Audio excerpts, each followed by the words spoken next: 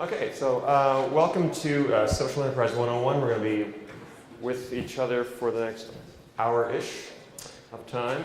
My name is Andy Horsnell, and I work at a firm called Common Good Solutions. We're based in Nova Scotia. My business partner is David Upton, who you may have seen last night. Our website is commongoodsolutions.ca, and if you want the PowerPoint that I'm going to be using, if you go to our webpage, there's a downloadable file right there. So if you have a smartphone or a tablet or whatever, and you want to follow along, you can get it right there. Or if you want to get it after, you can do that as well. So I've been doing social enterprise training and consulting now for close to 20 years, and half of that time in the US and the other half of the time in Canada. So I will try to incorporate what I've learned working with nonprofits, primarily nonprofits, I should say, throughout the US and Canada. And if you have questions about what differences that may show up in different areas, I'd be happy to speak to those as well. So we're going to do the whirlwind tour of social enterprise from our perspective. Before I get started, I would like to do just another quick poll to see how many nonprofit leaders we have in the room. Okay, government folks. Okay, students. Okay. Students with a particular interest in social enterprise. Obviously, I guess you're here. Yeah. Okay. Anybody else that I missed? Who's not a? So what are you guys? Oh, faculty. All right, cool. All right, so it'll be a bit of a mix. I generally do this presentation for practitioners, so we'll see how she goes. So we're going to look at what it is, why it matters, and we're going to focus in on nonprofit social enterprise specifically, and we'll wrap up with resources and networks. So, to use an overused comment, we have some problems in society, and social enterprise is here to help address those things. Let's just run through the laundry list. So industrial pollution, affecting over 100 million people, 33,000 Canadians homeless, 11,000 of them youth, in one of the wealthiest countries in the world. 95% of the forests in my home province of Nova Scotia have been clear-cut. All but one rural community outside of a 100-kilometer radius of HRM at Halifax is in decline. 42% of people with disabilities don't have work. And almost 1 million Canadians are assisted by food banks. So we are presented with some pretty big, daunting issues. And it's easy to feel overwhelmed by those. And if you read the headlines, you can kind of, your eyes can glaze over and you can think, well, what can we do? And that question comes up a lot. Well, what we say is one strategy at least. There's a lot of different strategies, but the strategy we are here to talk about is social enterprise. And I'm going to just run through a few definitions. There's been a lot of talk about definitions, and I'll name them for you. The Nova Scotia Social Enterprise Working Group came up with this one. I'm not going to read it for you. You can read it. Social Enterprise Council of Canada came up with this one about 3 years ago. So businesses owned by nonprofits for the dual purpose. Social Enterprise Alliance in the USA has a little broader definition. So any business where the primary purpose is the common good. And of course we have to have our own. So my firm's definition is, I think, the cleanest. It's using a business model to directly address a community issue. And I think if you look at all these different definitions, that's what you'll see.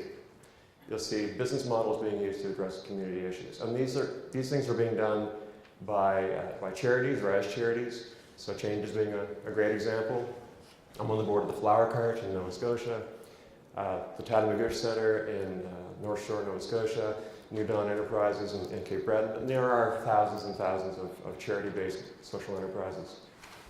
By non-charitable nonprofits as well. One of my personal favorites is Le Transport Éclair on the French Shore, Nova Scotia. Point-to-point transit for people who would otherwise not have any transit option whatsoever. They're also operated. Now, this is where we depart a bit from other definitions. For our purposes, we would include cooperatives under the broad umbrella of social enterprise. And there are many, many cooperatives, and I'll hit you with some stats in a sec. Lotus Co-op Marketplace, Wendy and Amanda are behind that one. But there's a lot of great ones. Off the Hook is a community-supported fishery in Digby, Nova Scotia. East Coast Organic Milk, Just Us Coffee. And they're increasingly being run as private companies. So private companies that are using a business model to directly address a community issue. So CarShare Halifax, one that I really like, is about owned and operated by Pam Cooley, private business. But she started the business to change the way people get around in Halifax. She didn't do it to make a whole lot of money. She was already making a lot of money as a consultant, so she started this with a social purpose in mind. We like to think that social enterprise sits on the continuum of enterprise. And there's different continuums you'll come across, and this is ours. Where on the continuum you've got on the far left, social purpose, social strategy. On the far right, you've got financial purpose, business strategy.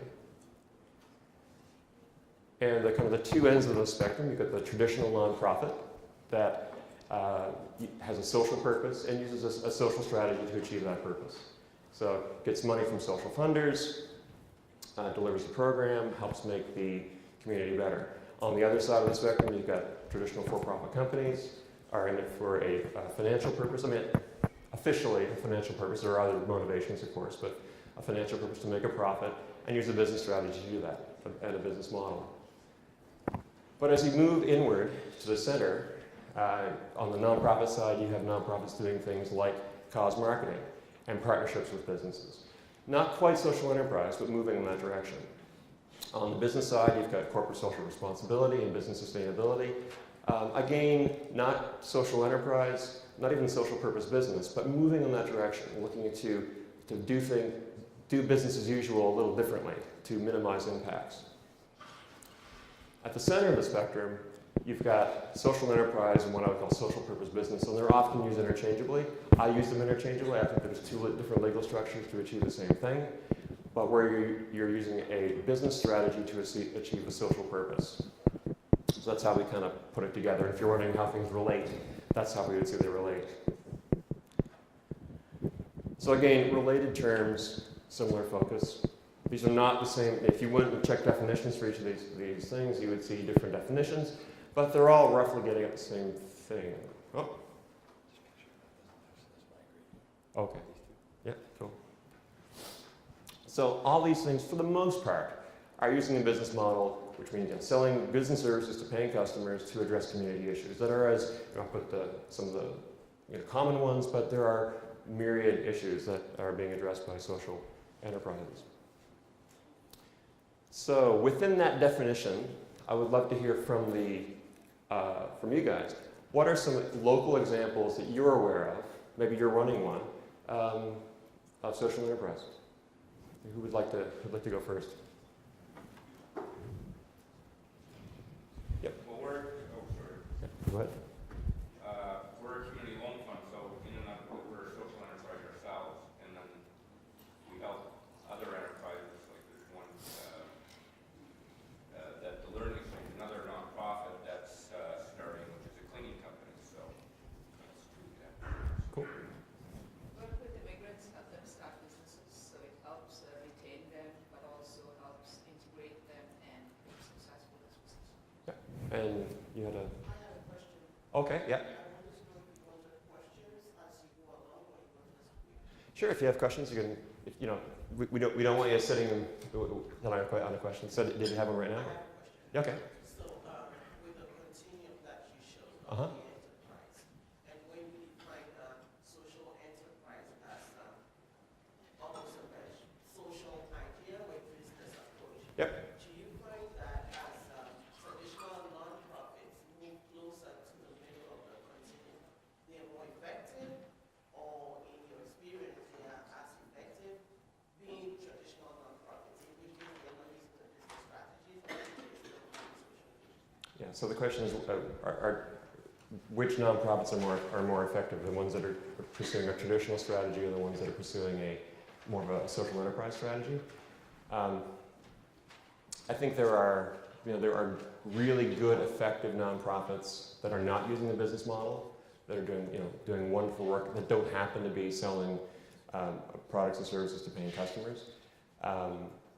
And there are likewise, fantastic social enterprise, nonprofits that are running social enterprise. I think what I do see though is that social enterprise forces a nonprofit that has been receiving money from say, the federal government for decades, and where their focus is on satisfying that funder, and Desh referred to this about they lose their connection with their primary constituency, which is the people that they're serving. So social enterprise forces that nonprofit to at least in a small way, or for part of what they do, to start going, okay, what do they actually want in our community? Instead of what does the federal government want us to do for them, what do they actually want? So I think it can, there are effective traditional nonprofits, but I think incorporating social enterprise forces a discipline on them that can only make them better. Well, can make them better, can make them worse as well if it's done poorly. Other social enterprise examples? Wendy? The Lotus Cooperative Marketplace is a new cooperative set up by a group of women who I guess are categorized as marginalized, and it's to support local craftspeople, artisans, the local food movement, and community health and wellness. Very exciting project. So is anybody not sitting on an idea to start a new social enterprise? Yeah, what's the new one? Well, I find that there are many, not just, I don't want to talk only about immigrants, but that has been my primary area of interest. There are different programs and they're learning languages, and there are some who are starting businesses and some who are looking for jobs. However, I find that some will never find a job, mainly because of low language skill set coming in at older age. They're not entrepreneurs. Not everybody is good at starting and sustaining a business. So maybe I believe that, yes, welfare and handouts and subsidies are good, but good to a point, because when you just give people money, it takes away their dignity. So how do we find them? How do we engage them in our society? What are the kinds of things we can do that can employ them? Everybody has something to offer. Yeah. So how do we make the best use of this? Yeah, I mean that's you raise a good point that a lot of social enterprises play that role of providing either long-term supportive employment or maybe transitional employment. So you get a job, you're new to the country, you get a job working for a social enterprise, work there for a year or two, get some experience, get to know the local context, and then you can transition out into a job in the private sector. And that's a very common strategy that a lot of social enterprises use. Other new ideas about social enterprise? Yep. I have an idea for helping parents connect with their kids and giving them guidance in daily routines. Yeah. Helping them build life skills. Yeah, great. So with a, if you're sitting on an idea and you're thinking, is this a social enterprise? I guess there's a couple of questions you can ask. What's the social issue that you're addressing, first and foremost, and then what are you selling and who's the customer? And if you can answer those three questions and you can have a positive answer to those three questions, you've got a social enterprise.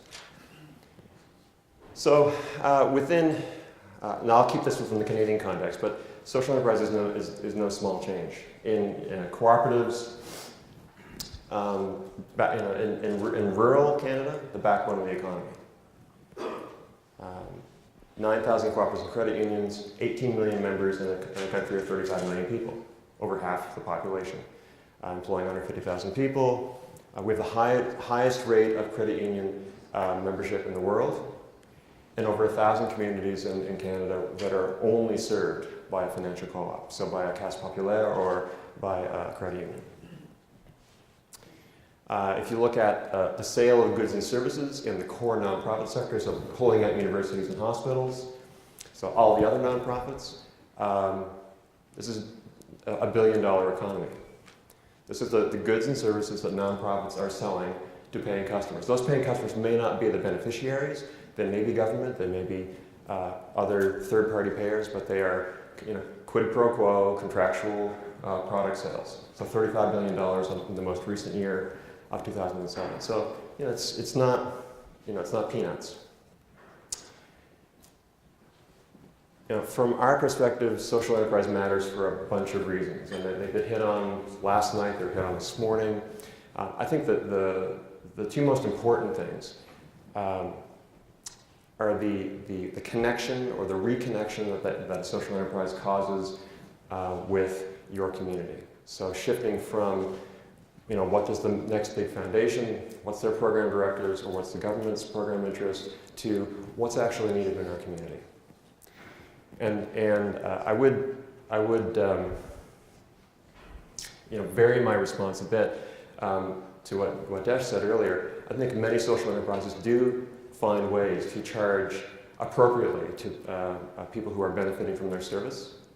It may not be full market, but it may be a portion of the total cost. So, and that connection creates accountability between the service provider and the person getting that service. And I think that is extremely important.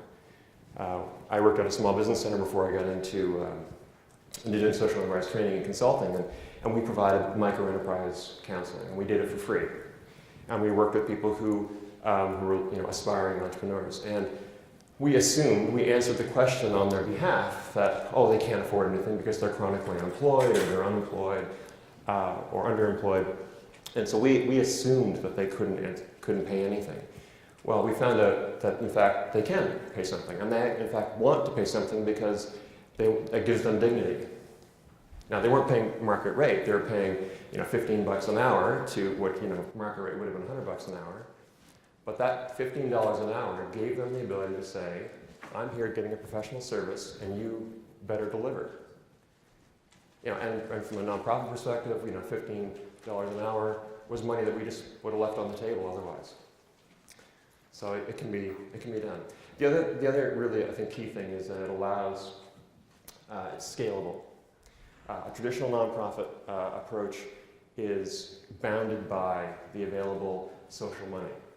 So if the Department of Community Services says, right, okay, this year we've got $1 million that we can give to the Flower Cart, which is a vocational training center for adults with intellectual disabilities, and if that's all they were doing, then that would mean, well, $1 million is it. You're not going to be $2 million, you're going to be $1 million. That's your best case scenario. But the Flower Cart does use social enterprise, and they have a $1.2 million contract with Michelin. So they provide 50 people to go in under contract and provide extremely valuable services to the local Michelin plant.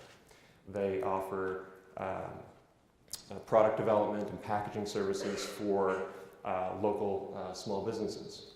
So this is an organization which runs on about a $3 million budget, of which about $1 million is government. So about $2 million now is coming from social enterprise sources. So, and they're looking at going to become a $5 million agency in just the next year because of social enterprise, not because of government funding. And they're going to engage that many more people.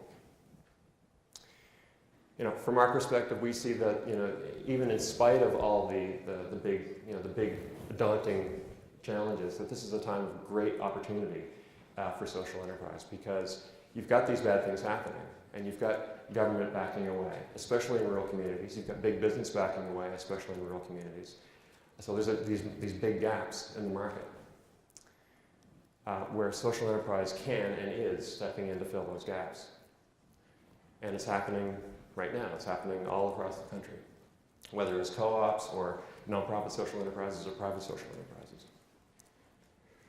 So that's kind of the top level view. Are there any kind of high level questions about the concepts that I just covered? Because I'm going to zero in on nonprofit social enterprise right now. So any other questions to ask before I keep going? Yeah. Too often, you find programs that are working become more about the program and the people providing the program or the service rather than the actual receivers. And it's about sustaining the organization or that program and their role and their job rather than the benefits and the receivers. How do you prevent that?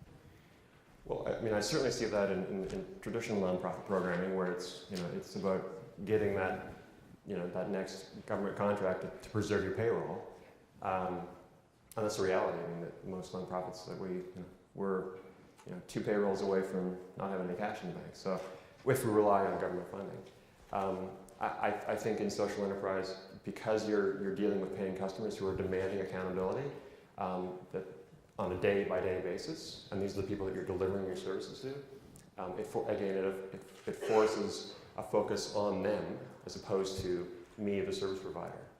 Now, it may not be, it's not black and white, but I think it does bring an accountability to the process. So where you can't just kind of focus on, well, what does HRSDC want, and what do we want? It's, well, we don't get paid if this person doesn't come to our cafe and buy our coffee and buy our food. So I think it gets the focus on the customer. Other questions? Okay, so let's look at nonprofit social enterprise. So generally speaking, I would say nonprofit social enterprises are hybrids. And I'm going to look at a variety of dimensions that kind of illustrate that. First, from a startup capital perspective, on the nonprofit side, nonprofits, startup capital generally is retained surplus, grants, donations, corporate sponsorships. That's where they get their money to do the work that they do, to start up programs. Things like social impact bonds are coming into view, and could be a really important part of startup capital, but for now it's mostly this. On the small business side, and I'm going to frame this within small business because most social enterprise is small business. It's not large corporate enterprise. There are certainly examples of large corporate social enterprises, but for the most part, just as in the private sector, most social enterprises are small businesses with a social purpose. So on the small business side, private investment and debt. Social enterprise comes right up the middle and has all the nonprofit sources, and it adds in debt. Now, you can, if you're a nonprofit, you can get into equity financing if you spin off a private company as your social enterprise. And there is quasi equity as well through sources like the community business development corporations. But for the most part, it's the traditional nonprofit sources plus debt. So things like in Nova Scotia, we have this. Well, actually, in Atlantic Canada, there's the social enterprise loan program through the CBDCs. So up to $150,000 for social enterprises, repayable loans, in addition to all the other sources that nonprofits go for. On operating revenue side, again, on the nonprofit side, it's social money for social costs and impact. So social money, I mean, service agreements, contributions, grants, donations, some money coming from somebody out there to work with people over here. On the small business side, it's sales revenue. It's pretty straightforward. In the social enterprise side, it's both. So I think it's a mistake if you're a nonprofit to think, well, if we start a social enterprise, we can just close the door on having to worry about doing grants and service agreements with government and other funders. That will not be the case.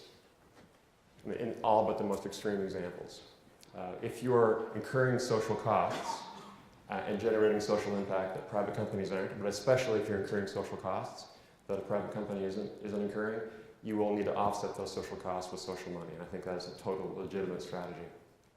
And maybe over the long haul, your profit on the business side of the house might pay for those social costs, but until that happens, you need to get social money for social costs.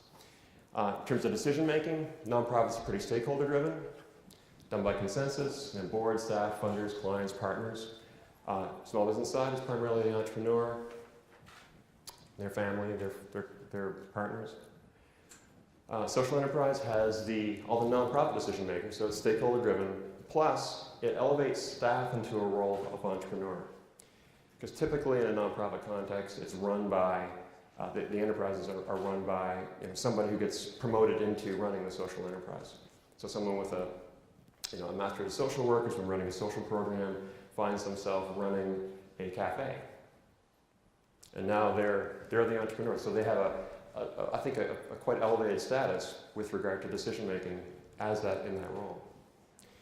In terms of goals and evaluation, nonprofits have financial and non-financial. So do small businesses. I think I talked about earlier that the private sector companies aren't strictly about the money. I think most small businesses are started not for financial reasons, but for lifestyle reasons, or because they're kind of reluctant entrepreneurs who are pulled into it because they've lost their job. Non-financial, financial, social enterprise right at the center have both. And you'll see across the bottom, social return on investment is increasingly playing a role in all domains. In terms of staffing, nonprofits hire the most qualified staff to run the programs, so get the best people you can for the money you have. Pretty much the same thing on the small business side. I think in the nonprofit sector, we like to bemoan how little money we have for our staff. But if you look at, and we will point to, people in corporate jobs who make 4, 5, 10 times what we make, but we're not making a fair comparison. We're comparing, a $100,000 nonprofit to a $10 million corporate company. If we compare a $100,000 nonprofit to a $100,000 small business, we're probably making at least as much as the staff in those small companies. So just a sidebar, but I think that we're pretty even with small businesses. Social enterprise is a little different. It's more than just combining the two. You've got program staff who've not been, who didn't come with any business training, who find themselves in that role, and they have to get trained up to fulfill that role. And for some social enterprises, they focus on hiring the people that they're there to serve. So that is their raison d'etre, is to provide a place to provide job training and transitional employment or even long-term employment. In terms of needs and wants, nonprofits tend to focus on community needs. So what needs to happen? People need to eat better, need to exercise more, need to be better parents, reduce their carbon footprint. Now, whether they want to do that or not is another question. On the small business side, out of necessity, we focus on what are they willing to pay for? And they're only going to pay for things that they want. Now, in some cases, what we want is also what we need. Social enterprise, I would argue that the really good ones come right down the middle, and they focus on they have to address a community need, or they're not a social enterprise. But they have to do it, if they want to be viable as a business, they have to do it selling things that people want to pay for. See, it's not one or the other, it's absolutely both, and you got to play within that space. I think in the reality that the overlap is much, much greater than what's showing there. I think there's it's a pretty conservative Venn diagram, but I think there's a lot more overlap. But you have to do both. And that can be a challenge for people coming from a nonprofit context into social enterprise that will say, well, yeah, but they need these other things. Well, that's fine, but you got to get paid to offer that to them. And if they don't want it, they're not going to pay you for it. So maybe you start selling them what they want, and then later on you sell them what they need. It's a great quote from a favorite movie of mine, Big Night. In terms of organizational options, you can do it, there's more than this, but there's 3 general ones. In-house. So you're a nonprofit, you have a program that has some social enterprise potential, and you roll it up to become a full-fledged enterprise that looks from the outside like a business. This organization, Yakro in Yarmouth, Nova Scotia, runs a business called All Us Soaps and Toiletries, and looks from the outside, has a full website, looks like a business, but it's really just done within the legal structure of Yakro. You can have a separate legal entity, so you have the parent nonprofit or the parent charity spins off a separate legal entity. That legal entity can be another nonprofit with a different mission, can be a private company. So nonprofits can own private companies. And sometimes that's the best route for them to go, depending on what the nature of the business is, especially if it's not mission related. Or it can be a single purpose organization, where there's no distinction between the parent nonprofit and the social enterprise. And Transport Declare in Nova Scotia, there's no separation. The organization is a social enterprise, and they provide transit in rural Nova Scotia. A program that is an enterprise that's been replicated, I think, 13 times throughout Nova Scotia. We've almost covered the entire province outside of HRM with this model. So we're talking about scaling, replication. This is one that's been replicated throughout the province. So social enterprise is not a bunch of things. It's not about forsaking your mission and values. If you're sitting there, if you're a nonprofit board member especially, you're thinking, well, if we do this, doesn't this mean we're going to be, becoming like the businesses that we read about in the headlines that are doing bad things? Well, no. I mean, it can be, if you want it to be. I ran a social enterprise at the Small Business Centre, and we got into mission drift. We were a small business center that was there to help people start new companies. Our staff happened to be really good at computer training. We started a computer training business. I ran it. And in 2 years, I grew it to, we were a small organization, so we had 6 full-time computer trainers and 1 micro-enterprise counselor. So we just went way over there. So we got pulled by our success away from what we were there for. So it can happen, but it doesn't have to, as long as you're clear about what you're there for. And it can be a way of enacting and reinforcing your mission and values, and doing things in a way that maybe are even better than the way you've been doing it before. To get really focused on the actual needs in your community and what they actually are willing to pay for. It's not just another fundraising strategy.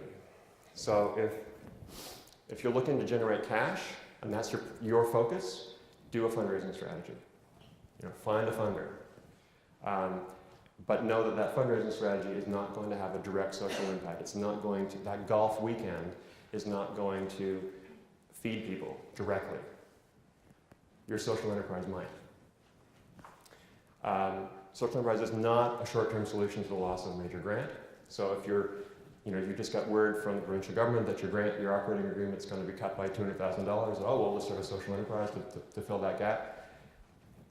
The only way that'll work is if you have one right now that you can modify, can tweak a little bit to make it much more profitable. And that could be the case.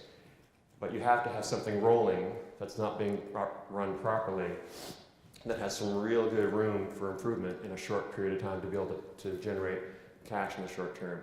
For everybody else who's looking to start from scratch, it's not going to fill the gap in the short term.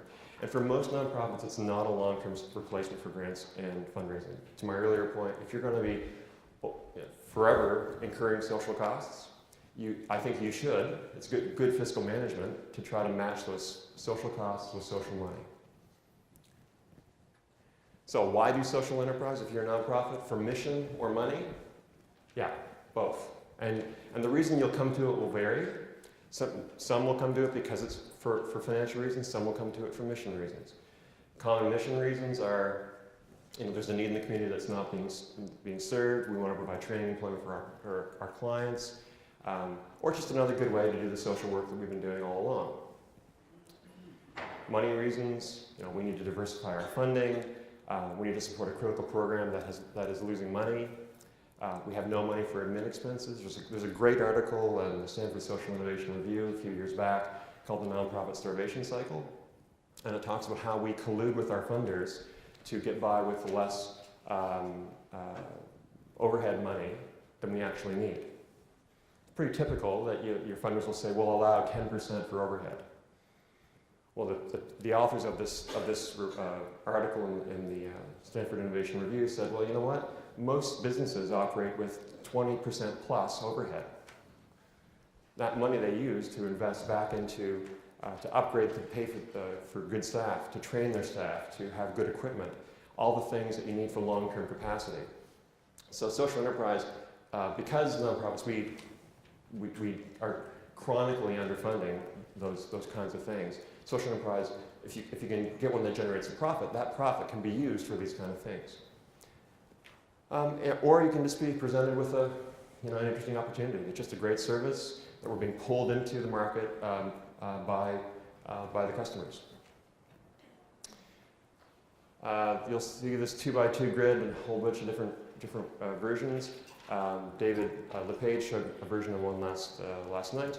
Y-axis is, in this case, is direct social impact. X-axis is financial contribution. So high and high. Traditional nonprofit programs, high direct social impact if they're done right, but generally aren't providing a net financial contribution. Like they're targeting to break even generally. Fundraising strategies are at the other side. Should have, if they're done right, a high financial contribution, but generally don't have a high, if any, direct social impact. Social enterprise comes up the middle and does both if it's done right. Social impact and financial contribution. So to David LePage's comment last night, you're kind of at if you're at the low part, that's the tragic, and social enterprise is the magic. And it can be like magic. So when you think about doing social enterprise, those of you that are in the room that are either operating one or thinking about operating one, what are the reasons that you would be interested in running or growing your social enterprise?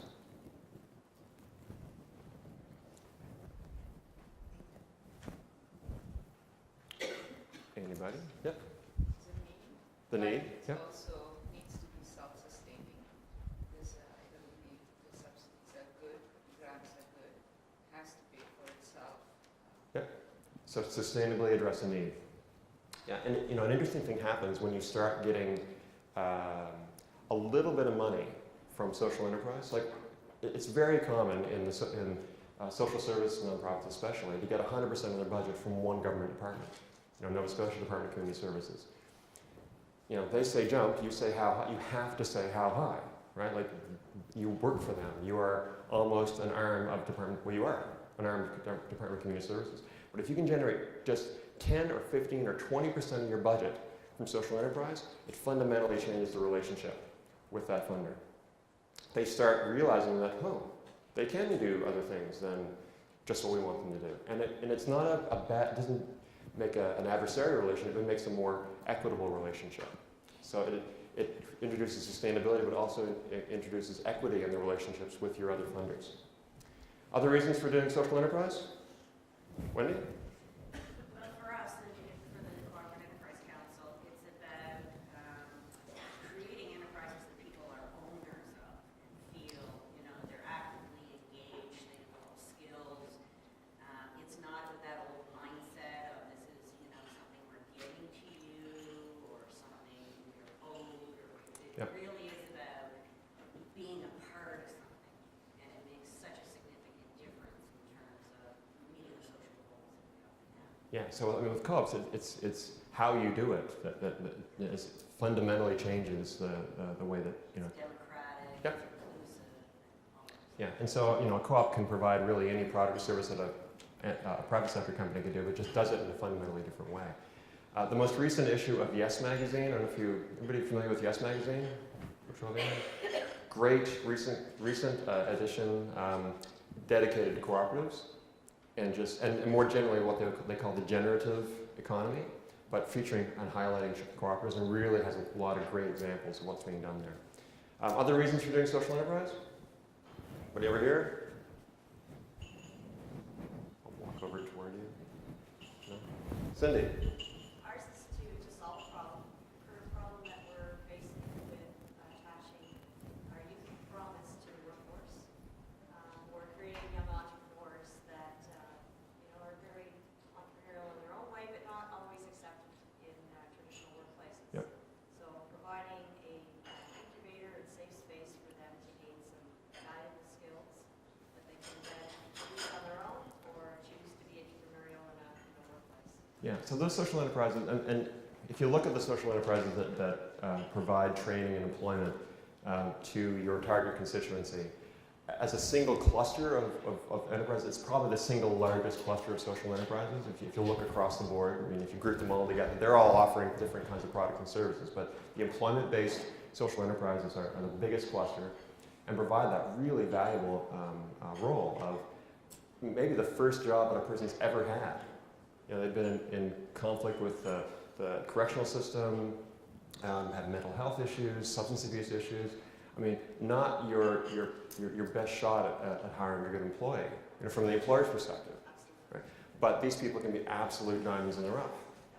That what they need is that first shot in a supportive environment, and maybe it's a long-term supportive environment before they're ready, and maybe they're never going to be ready. But some of them will, and we do see that happen. At the Flower Cart, the contract, they have 50 people that work in a supportive arrangement. So these are adults with various degrees of intellectual disability, and they're not kind of segregated from the general population at Michelin. They're dispersed throughout the plant, but they have 3 full-time staff that are there to support the people that are working there, the adults with intellectual disabilities. And just recently, the first guy transitioned out of that to become a regular Michelin employee.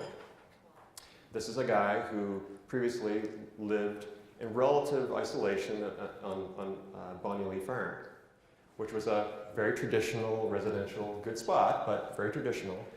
And that this guy could move into a full-time, high-paying job in Michelin just blew everybody away. But why couldn't he? We all need supports. Some of us need a little more support than others. So social enterprise can kind of scale it to whatever you need. Yep. In the words of my daughter, to help make people happy. Yeah, so social purpose, right? Help make people happy. So there are some challenges that often get talked about in the nonprofit sector.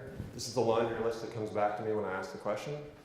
So, values conflict, funder red tape, bureaucracy, lack of worthwhile business ideas, lack of time, skills, financing. The only one's real here, from my perspective, is time.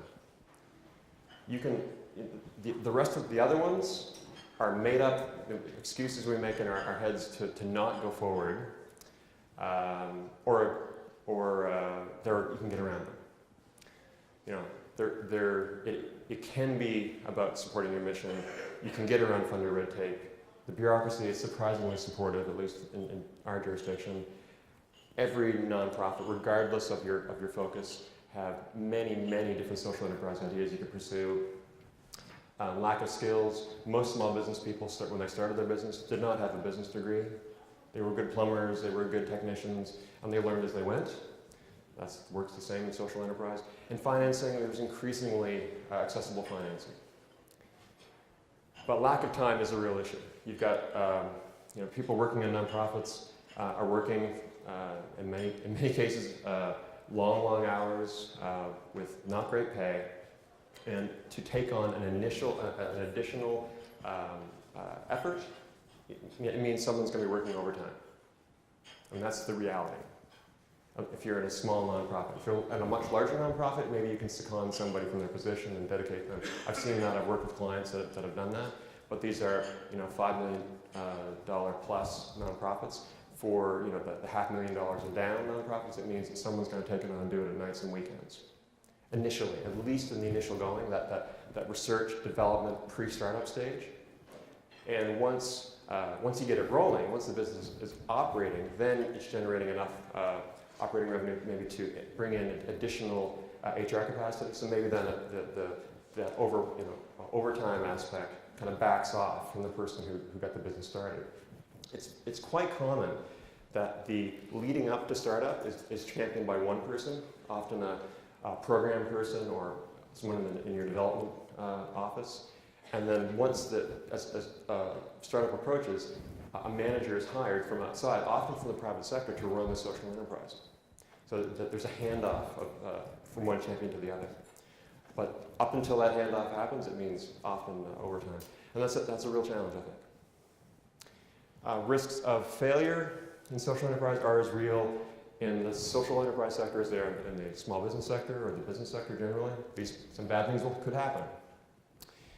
There are risks of success as well. Another one I alluded to, mission drift.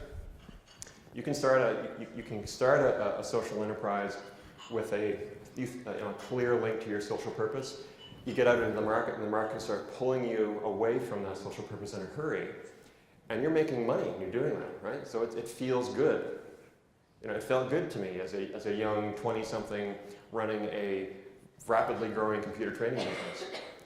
I'd be brought into board meetings, and they would pat me in the back, and I'd get applause because of the great work I was doing. Until we brought in our new executive director, Chris Cohen, we said, wait a second, we're not a computer training business, we are a micro-enterprise business. So what we should have done, in hindsight, is spun that computer training business off as a private computer training business and fed dividends and donations back to the nonprofit, but we didn't. But we did get into mission drift, and it's an easy one to happen. Perceived risks around funders moving on if you become successful. Increasingly, what we're finding is that good funders see nonprofits that use social enterprise as a core strategy. They are better bets than nonprofits that are not using social enterprise because there's a leverage factor. If I'm Department of Community Services and I kick in $100,000 toward starting an employment-based social enterprise, that $100,000 can then go and be leveraged up through loans, through and other forms of financing to turn into $1 million. But Department of Community Services still has their fingerprints all over the whole million, right? Like they get to say, we made it possible for that enterprise to get ultimately $1 million in financing. We were the first 10% in, but we were that vital first 10%. So, and they see it as an investment as opposed to just an every year kind of thing. Now, not all funders think that way, but increasingly they are seeing it that way. I'm consistently impressed by the Department of Community Services in Nova Scotia. They are really getting it. For-profits will raise concerns of unfair competition. Anyone heard this one? Seen this in the paper? You know, mom and pop raise a stink over a nonprofit running a similar social enterprise. You've heard this? Who's heard this? You know, you hear about it. I mean, it's very rare, but when you hear about it, when it's valid, it's because a nonprofit is, so as a nonprofit, it's incurring social costs, perhaps, that the private competitor isn't. Let's say it's incurring $10,000 in incremental supervisory costs. So it gets a $10,000 grant from the government to offset those supervisory costs. Now, from the outside, the private sector competitor might say, well, wait a second, I'm not getting a $10,000 grant from the government. Well, that's not fair. But what they don't know is that nonprofit competitor is incurring $10,000 or maybe more in social costs. So the concern around getting government money in it making an unfair playing field is backwards. For the most part, the social money that a social enterprise gets levels the playing field for the social enterprise so it can compete fairly with private sector companies that are not incurring those social costs that they are. Now, if you're not doing that, if you're not incurring social costs and you're still getting government money, then your private sector competitors have a valid argument. Can you give some examples of social costs? Yeah. So examples of social costs. Probably the simplest one is an employment-based social enterprise. So I'll pick one that I'm working on right now, is a business that will provide a renovation. It's a renovation business for social housing. And the people that it will employ are people who have been chronically unemployed, who maybe have never had a job before, and who have myriad personnel challenges that they're facing. Mental health issues, substance abuse issues, maybe they just had lived bad lifestyles, not conducive to being a really productive employee out of the gate. So they require a much higher level of supervision and coaching and support than somebody coming off, like the best possible laborer that could work in that renovation business. So that incremental cost of supervision is a social cost. Running out of cash, growing a business, especially if you're having to carry inventory and payroll for a period of time before you get paid, is a really very real issue. And running afoul of Canada Revenue Agency. If you're doing an unrelated enterprise that has nothing to do with your mission, sooner or later Revenue Canada is going to find out about it and going to say, you are hiding a private company behind a charitable status. That's not right. You're stealing from the government. We're going to shut you down. Just don't do that. Focus on mission-related activities that are inextricably linked to your social purpose. And if there's any question, hire a good lawyer, right? And not just any lawyer. When I say a good lawyer, I mean a lawyer who has charity law experience. In Nova Scotia, we've got Richard Bridge, who's a national expert on charity law. Lawyerforcharities.ca. If you have any question about your legal position vis-a-vis Revenue Canada, call him. Andy, you just might mention that we have a workshop for charity in New Brunswick coming up. Okay, it's coming up. We just did one and there was such a response to it that we're doing a second one. And we're going to do one in Fredericton if there's enough interest. Mm-hmm. Great. So sorry, what are the dates again? When? April 19th, he's here next. April 19th in Fredericton or Moncton? In Moncton. In Moncton. Yeah. Richard's coming. So Yeah. And they can talk to you about that? Yeah, and if others are interested in doing it in Fredericton, we're willing to do that as well in May. Okay, great. Just that, and we spoke to him, they're coming to St. John, we don't know when yet, but, so, Mm-hmm. he's getting, He's excellent. He's great. I mean, this guy has an encyclopedic knowledge of all aspects of nonprofit, charity, cooperative law, so he's just really great. Real top-level concerns that you might be sitting on, especially to the practitioners who are thinking, who are doing it, or maybe have a work concern or thinking about doing it. Anybody? No? I think I just want to speak to something that Yep. you said earlier, just about the perception of undue unfairness. Mm-hmm.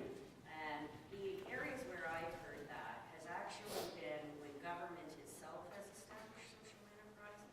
Mm-hmm. And I'm not sure if that trend is something that's really happening in a lot of places. I have seen it without naming names. If a federal government department established a social enterprise and used basically unpaid labor to the largest Yeah. degree to compete with other businesses.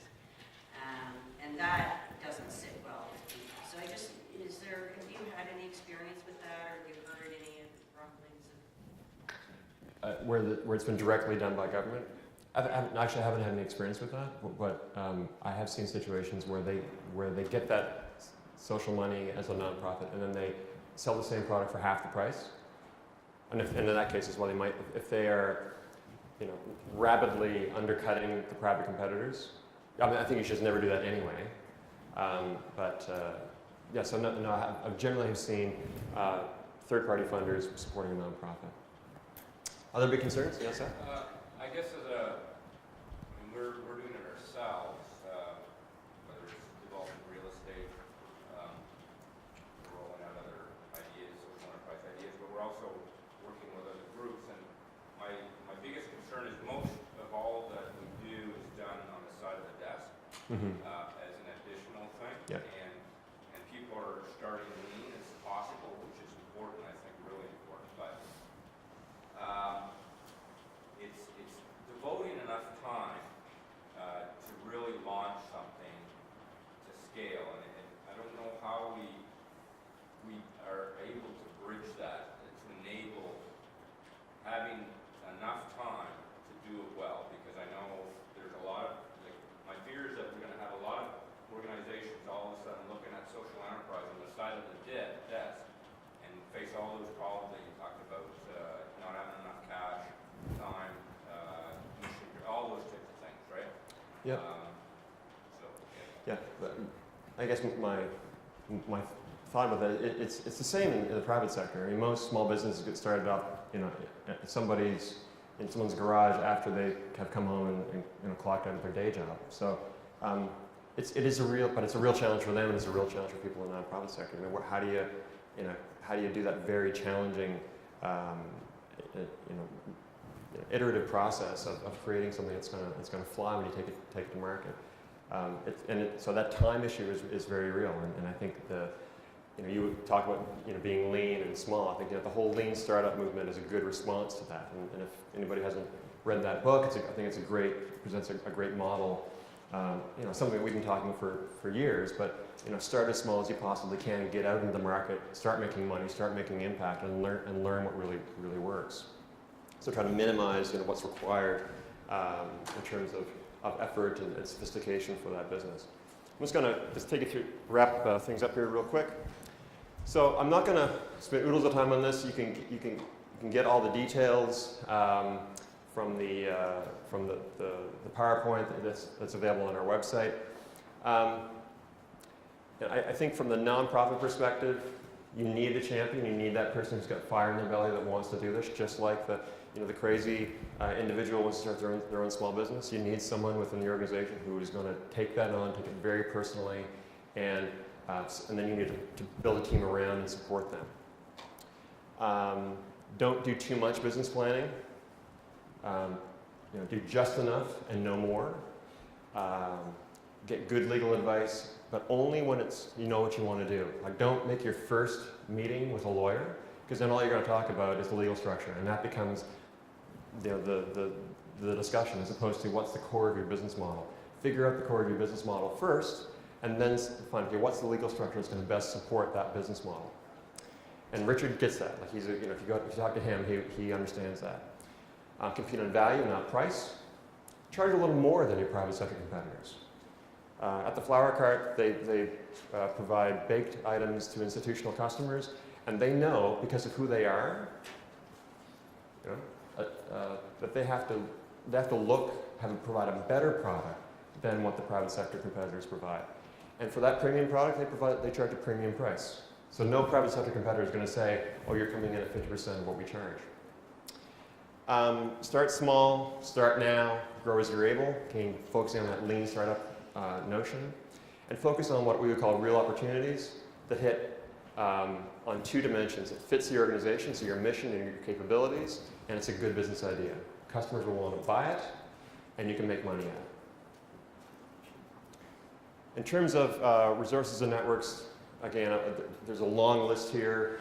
Just suffice to say that at the provincial, Atlantic regional, national, international level, we can never say that there's not a large and supportive network for social enterprise. We are everywhere, and we are getting really good at connecting. And there is a big conference happening in Calgary. The World Forum is happening in Calgary in October, over 1,000 people. But just locally here, we've got great organizations like the Pond-Deshpande Centre, the Community Enterprise Council in New Brunswick, St. John Loan Fund. We're everywhere. So there's lots of support if you want to do this. In Nova Scotia, there's SEED, there's Common Good Solutions, there's the Co-op Council. I mean, they're just everywhere. So lots of good resources. If you want free stuff, go to enterprisingnonprofits.ca, download a copy of the Canadian Social Enterprise Guide. One of 2 or 3 uniquely Canadian resources.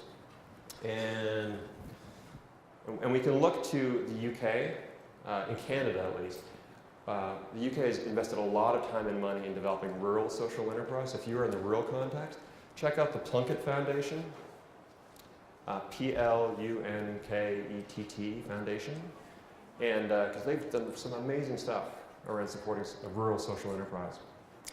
And you'll notice that I've included co-op and private sector associations as well, like the Business Alliance for Local Living Economies.